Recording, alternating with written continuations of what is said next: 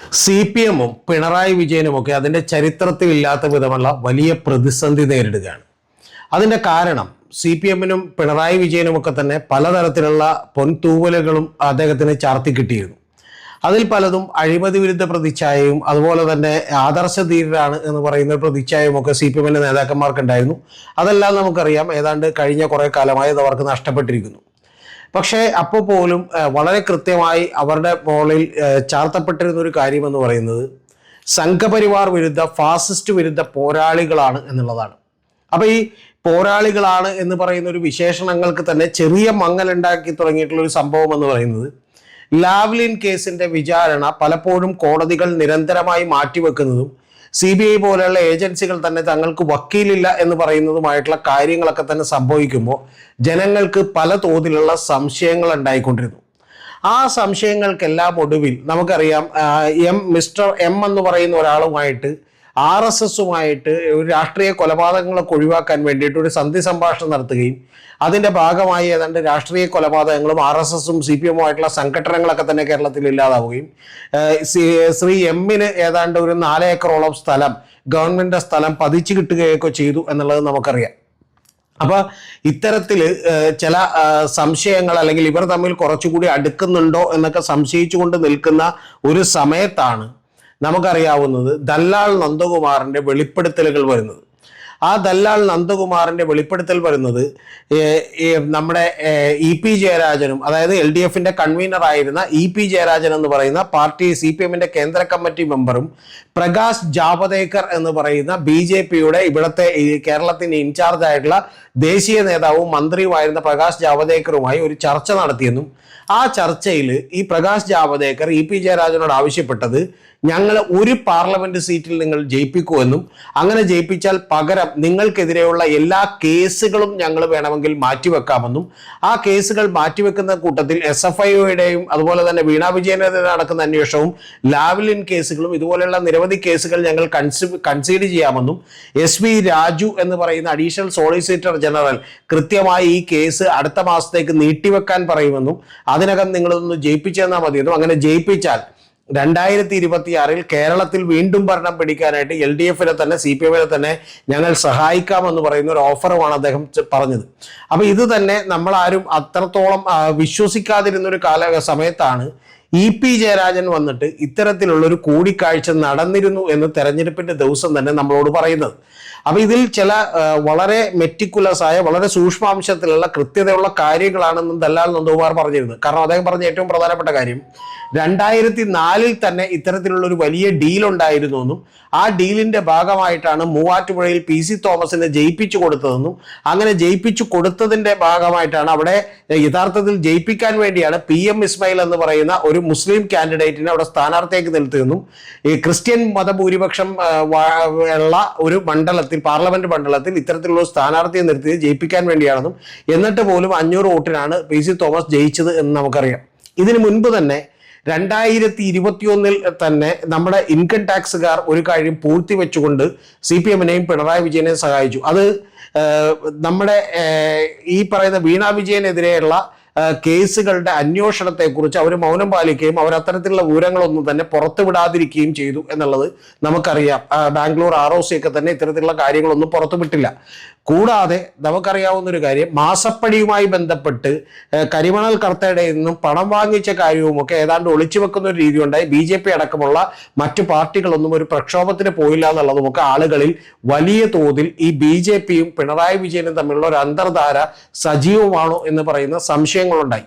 അതിനു വേണ്ടിയിട്ട് പല ആളുകളും തന്നെ ഈ പിണറായി വിജയനും നരേന്ദ്രമോദിയുമായിട്ട് കാണുന്ന ചിത്രങ്ങളൊക്കെ എടുത്തു വെക്കുകയും നരേന്ദ്രമോദിയുടെ കൈകളിലേക്ക് തൻ്റെ കൈകൾ വെച്ചു കൊടുക്കുകയും ചെയ്യുന്ന പല ചിത്രങ്ങളും ഒക്കെ എടുത്ത് ഉദാഹരണങ്ങളായി സോഷ്യൽ മീഡിയയിലൊക്കെ നിറയുകയൊക്കെ ചെയ്തു. പക്ഷെ അപ്പോൾ പോലും പാർട്ടി അണികളിലും പാർട്ടി അനുഭാവികളിലും ഒക്കെ തന്നെ ഒരു ഫാസിസ്റ്റ് വിരുദ്ധ പോരാളിയായിട്ടാണ് പിണറായി വിജയനെ കണ്ടിരുന്നത്.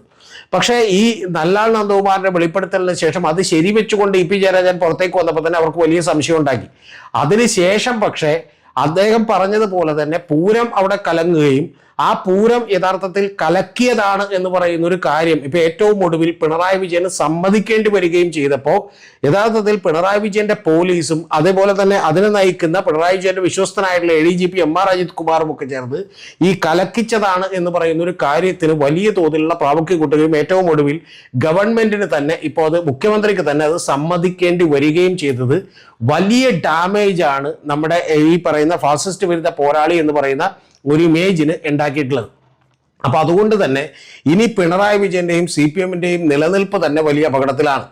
ഇത്തരത്തിലുള്ള പല കാര്യങ്ങളും നേരത്തെ മുതൽ തന്നെ സംശയാസ്പദമായി ജനങ്ങളുടെ മുൻപിൽ ഉണ്ടായിരുന്നുവെങ്കിൽ പോലും അതിന് തെളിവാകുന്ന രീതിയിൽ നമ്മൾ ADGP MR അജിത് കുമാർ ചെന്ന് 2 തവണ 2023 തന്നെ 10 ദിവസങ്ങൾക്കുള്ളിൽ രാം മാധവ് എന്ന്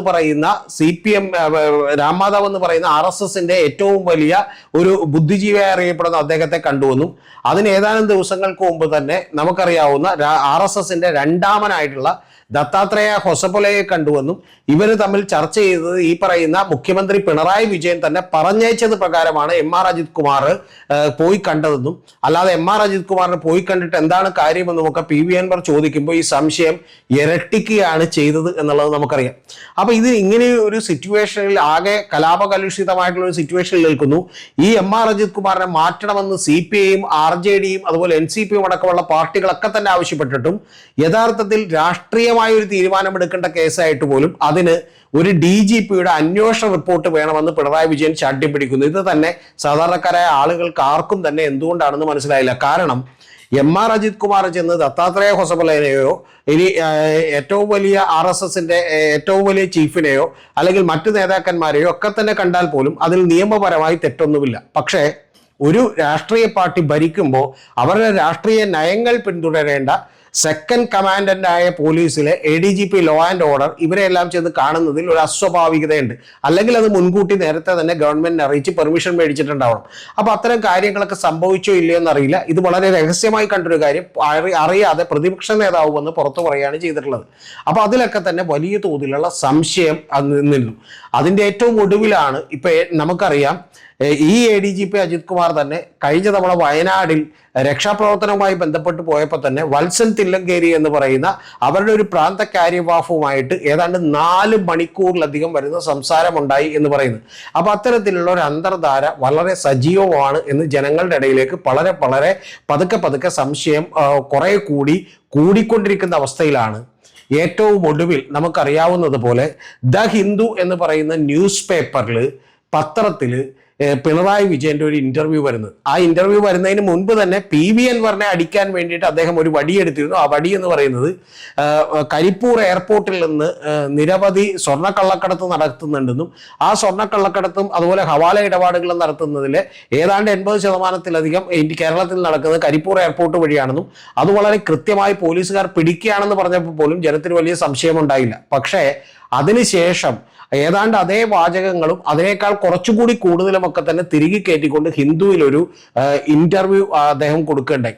ആ ഇന്റർവ്യൂവിൽ തന്നെ ഏറ്റവും പ്രധാനപ്പെട്ട കാര്യം ഇപ്പോൾ പിണറായി വിജയൻ അത് ഞാൻ പറഞ്ഞതല്ല എന്ന് പറയുമ്പോൾ പോലും പിണറായി വിജയന്റെ ഓഫീസിൽ നിന്നോ അല്ലെങ്കിൽ പിണറായി വിജയനോട് ബന്ധപ്പെട്ടിട്ടുള്ള അദ്ദേഹം പറഞ്ഞിട്ടുള്ള PR ഏജൻസികളൊക്കെ തന്നെ എഴുതി കൊടുത്തത് കൊണ്ടാണ് ഇത് ഞങ്ങൾ കൊടുക്കാൻ തയ്യാറായതെന്നും പക്ഷെ അതൊരു ജേർണലിസ്റ്റിന്റെ ധാർമ്മികതക്ക് നിരക്കുന്നതല്ല എന്നും പക്ഷേ ഇങ്ങനെ നിർബന്ധിച്ചുകൊണ്ടാണ് ഞങ്ങളത് കൊടുത്തു പോയതെന്ന് പറയുന്നുള്ള ഒരു കുറ്റസമ്മതം കൂടി ഹിന്ദു നടത്തുമ്പോൾ യഥാർത്ഥത്തിൽ ജനങ്ങൾ ഒന്നുകൂടി ഞെട്ടിയിരിക്കുകയാണ്. ഇത് കൂടാതെ നമുക്ക് പുറത്തേക്ക് വരുന്ന മറ്റു വിവരങ്ങൾ എന്ന് പറയുന്നത് സെപ്റ്റംബർ 13-നും അതിനു മുമ്പുള്ള ചില ദിവസങ്ങളിലുമൊക്കെ തന്നെ പലപ്പോഴായി ഇത്തരം പ്രസ്താവനകൾ, അതായത് ഈ പറയുന്ന ഹവാല പണവും അതുപോലെ സ്വർണ്ണക്കള്ളക്കടത്തും എല്ലാം ഏതാണ്ട് ഒരു മതവിഭാഗമോ അല്ലെങ്കിൽ ഒരു പ്രദേശമൊക്കെ തന്നെ അത്തരമുള്ള ആളുകൾ കൂടുതലായി ചെയ്യുന്നുവെന്നും അത്തരം കാര്യങ്ങളൊക്കെ തന്നെ ഒരു ദേശവിരുദ്ധ പ്രവർത്തനങ്ങൾക്ക് വേണ്ടി ഉപയോഗിക്കപ്പെടുന്നുണ്ട് എന്ന് പറയുന്ന ഒരു സ്റ്റേറ്റ്മെന്റും എല്ലാം അടങ്ങിയത് മറ്റു നാഷണൽ ഡെയിലികളിൽ, അതായത് മറ്റു സ്ഥലങ്ങളിൽ പ്രചരിപ്പിക്കുന്നതിന് RSSനോ സംഘപരിവാറിനോ ഒക്കെ പ്രചരിപ്പിക്കുന്നതിന് ഗുണകരമായ രീതിയിൽ മാനിപ്പുലേറ്റ് ചെയ്യുകയും അത് കൊടുക്കുകയും ചെയ്ത ഒരാളുടെ പേര് പിണറായി വിജയനാണെന്ന് പറയുന്നത് യഥാർത്ഥത്തിൽ കേരളത്തെയും CPM-ന്റെ അണികളെയും ഒരു പ്രോ CPM നിലപാടുകൾ എടുത്തിട്ടിരുന്ന ഒരു മതന്യൂനപക്ഷങ്ങളെയും ഒക്കെ തന്നെ ഞെട്ടിച്ചുകൊണ്ടിരിക്കുകയാണ്. യഥാർത്ഥത്തിൽ കഴിഞ്ഞ ഗവൺമെന്റുകളുടെ കാലത്ത് CPM ഏതാണ്ട് കഴിഞ്ഞ ആദ്യത്തെ പിണറായി വിജയൻ ഗവൺമെന്റിന്റെ കാലത്ത് തന്നെ CPM സമസ്ത പോലെയുള്ള സംഘടനകളിലേക്കും KT ജലീലിനെയും അതുപോലെ അബ്ദുൾ വഹാബിനെയും PT റഹീമിനെയും മറ്റു പല ആളുകളെയും ഒക്കെ ഉപയോഗിച്ചുകൊണ്ട് PV അൻവറിനെയൊക്കെ ഉപയോഗിച്ചുകൊണ്ട് തന്നെ അവരുടെ ഒരു മുസ്ലിം ലീഗിന്റെയൊക്കെ വോട്ട് ബാങ്കുകളിലേക്ക് വലിയ തോതിലുള്ള ഒരു വിള്ളൽ ഉണ്ടാക്കാനും കുറെ സമസ്ത പോലെയുള്ള സംഘടനയെങ്കിലും തങ്ങളുടെ ഒപ്പം നിർത്താനും അതിനുവേണ്ടി ചില തോതിലുള്ള ചെറിയ തോതിലുള്ള പ്രീണനം, അതായത് സ്കൂൾ ടൈമിംഗ് മാറ്റുന്ന കാര്യത്തിൽ, അതുപോലെ തന്നെ സമസ്ത ഒരു പെൺകുട്ടിയെ സ്റ്റേജിലേക്ക് വിളിച്ച് അപമാനിച്ചു വിടുന്ന കാര്യത്തിൽ, ഇതുപോലെ തന്നെ പല വഖഫ് ബോർഡിന്റെ നിയമന കാര്യത്തിലൊക്കെ തന്നെ അനുകൂലമായിട്ടുള്ള നിലപാടുകൾ എടുത്തിരുന്നു. അപ്പൊ അങ്ങനെ നിലപാടുകൾ എടുത്ത് അടുത്തു വന്നുകൊണ്ടിരുന്ന ഒരു മതവിഭാഗത്തെ തന്നെ അങ്ങേയറ്റം തന്നെ എതിർചേരിയിലേക്ക് ആക്കുന്ന ഒരു സമീപനമാണ് ഉണ്ടായിട്ടുള്ളത്. അപ്പൊ ഇതുകൊണ്ട് സംഭവിക്കാൻ പോകുന്ന ഒരു കാര്യം, യഥാർത്ഥത്തിൽ ഇപ്പോൾ സംഘപരിവാറിന്റെയും അതുപോലെ തന്നെ RV ബാബുവിന്റെയും ഹിന്ദു ഐക്യവേദിയുടെയും ഒക്കെ ആളുകൾ പിണറായി വിജയനെ പുകഴ്ത്തുകയും അദ്ദേഹത്തെ ന്യായീകരിക്കുകയും ചെയ്യുന്ന കാഴ്ച നമ്മൾ കാണുന്നു എന്ന് പറഞ്ഞാൽ, ഏതാണ്ട് ദല്ലാൽ നന്ദകുമാർ പറഞ്ഞതുപോലെ തന്നെ 2026 അധികാരത്തിലേക്ക് എത്താൻ BJP വോട്ടുകൾ മറിച്ചു കൊടുക്കുമോ എന്ന് പറയുന്ന ഒരു സംശയമാണ് നമുക്കുള്ളത്. അതുകൊണ്ട് തന്നെ ഇത്തരത്തിൽ ഈ 2026 താൽക്കാലികമായി ഇത് ഗുണം ചെയ്യുമെങ്കിൽ പോലും അതിന് ഈ മതന്യൂനപക്ഷങ്ങളെ ഒന്നാകെ തന്നെ ഇല്ലാതാക്കുകയും ഏറ്റവും ഒടുവിൽ BJP എന്ന് പറയുന്ന ഒരു ശക്തി വളർച്ച പ്രാപിക്കുകയും അവർക്ക് തന്നെ ഭരണം പിടിക്കാൻ കഴിയുകയും ചെയ്യുന്ന ഒരു അവസ്ഥയിലേക്ക് എത്തുമ്പോൾ അവർ തീർച്ചയായിട്ടും പിണറായി വിജയന്റെ ഒരു ചെറിയ സപ്പോർട്ടോ അല്ലെങ്കിൽ അദ്ദേഹത്തിന്റെ അനുമതിയോടുകൂടിയുള്ള പോലീസിന്റെ ഇടപെടലുകളോ ഒന്നും ആവശ്യമില്ലാത്തൊരു കാലത്തേക്ക് എത്തുമ്പോൾ ഒരുപക്ഷെ 2026 പിണറായി വിജയൻ അധികാരത്തിൽ വന്നാലും ഇല്ലെങ്കിലും ഇത് BJPക്ക് വലിയ തോതിൽ ഗുണകരമായി മാറാവുന്ന ഒരു സിറ്റുവേഷൻ ആണ്.